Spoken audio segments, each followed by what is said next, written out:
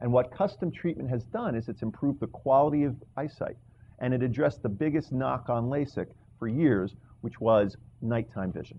Okay, so night vision, where patients were getting glare and halos around lights and things like that.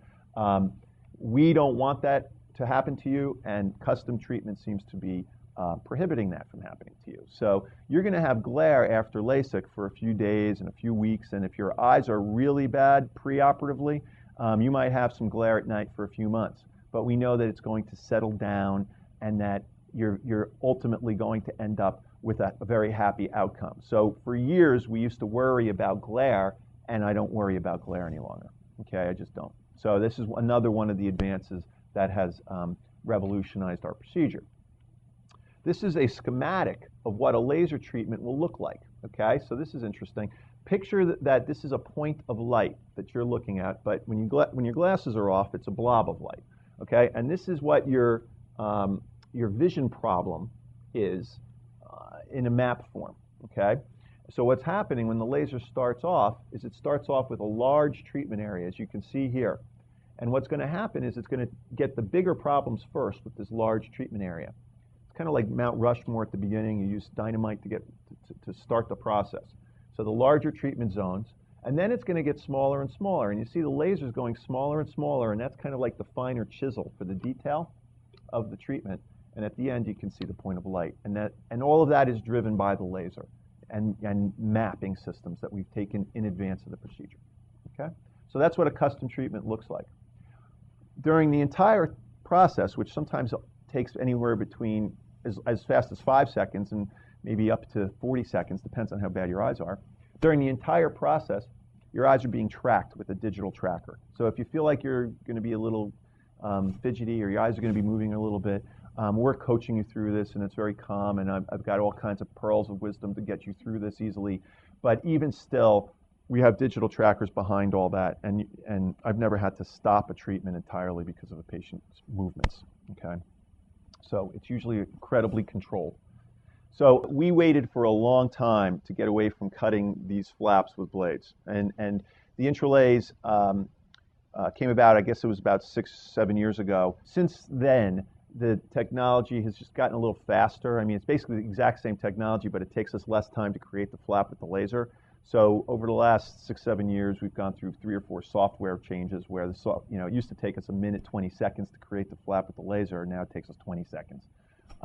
There are other competing companies from Europe that are trying to, enter the U.S. market and create a bladeless flap, same way as intralays. But LASIK is basically a 2-step process. There's going to be a lifting of a flap, and there's going to be the removal of tissue. So there's nothing really on the horizon other than competing companies to intralays to do the same thing. And the same thing with custom treatments. We waited a long time for custom treatments, and that's why I said this is a great time to have LASIK, because we're really at the pinnacle of what I think is going to be our treatment for many years. I mean, there's going to be small software tweaks, but not major changes in how we do the procedure for quite a while. Well, I'm going to get into risk, and the good news about risk is when I first sat you down, I told you we won't operate on you unless you're low risk. So we eliminate most of this risk before the surgery. You're still going to have to read the consent forms, which are written by attorneys. They scare people. They have all these scary little things in there. And of course, I apologize for that. But if we thought those things were going to happen to you, you would definitely be in the 20% of patients that we turned away. Okay, I feel very strongly about that. So you still have to read the forms and sign the forms, but feel comfortable that we don't want to take risk with you. Infection is incredibly rare. I've seen one infection, and I've been doing this, one infection of consequence, okay? And I've been doing this, like I said, for 20 years. Okay, so this is not a common occurrence. You're going to need to use antibiotic drops before and after, and it's not a dirty procedure, so it's unlikely that you're going to get the infection. Fluctuating vision is very, very common in this post-op period. So for the first few weeks, maybe even a month or two, your vision may fluctuate. One day you might seem it's a little better than the other, and most of the time that's because of dryness. Or your eyes are just healing. So there might be one day that you're on the computer for long periods of time, you didn't put any lubricant drops in, or you drove in your convertible, and later on that night it feels like you're not seeing as well. Okay, and then so the next day you'll see better.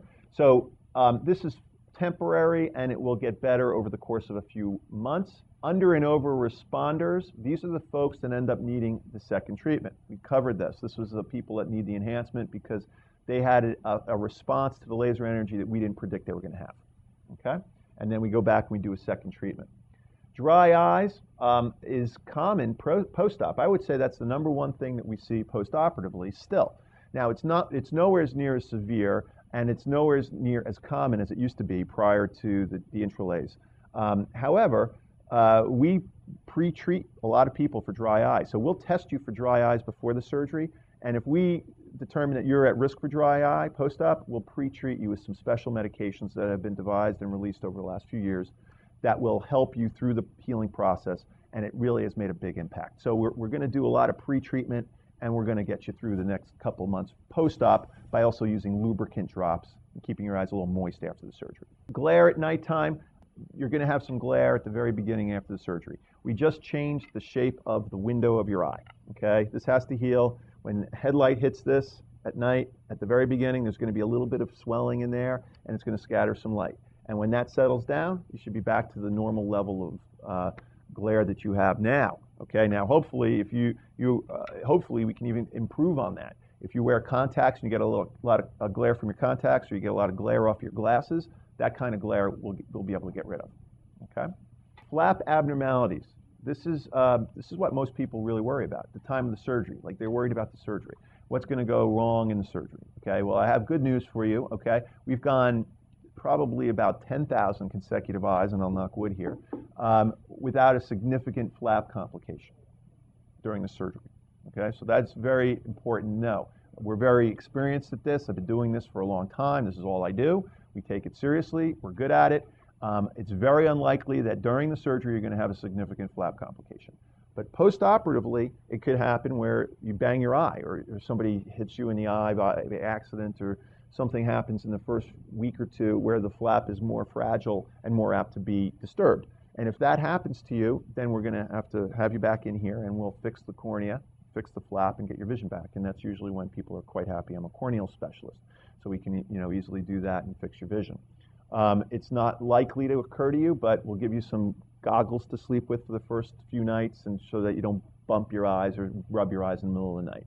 So we prefer if you avoid things that are going to that are going to put you at risk for eye trauma in the first few weeks following the surgery. And then there's this syndrome called Sands of Sahara, which is a syndrome of swelling under the flap. It occurs in about 1% of patients in the United States.